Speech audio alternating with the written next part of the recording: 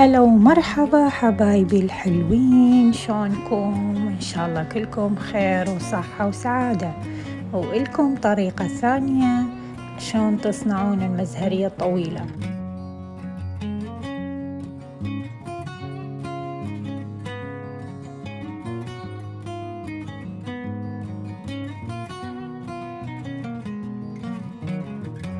وهنا إلكم الأدوات على الفيديو. كل اللي تحتاجوه 4 شرشوبات الصور. طبعا إذا شفتوا قياس أطول من هذا بعد أحسن لكم تحتاجون قطعتين بس بما أنه ما متوفر عندي القياسات الطويلة أخذت 4 قطع من شرشوبات. وإلكم الطريقة، تابعوا الفيديو وانطوني إعجابكم. لا تنسوا تشاركوا بالقناة، أحبكم من أشيثة فلاور، ومتابعة ممتعة لكم.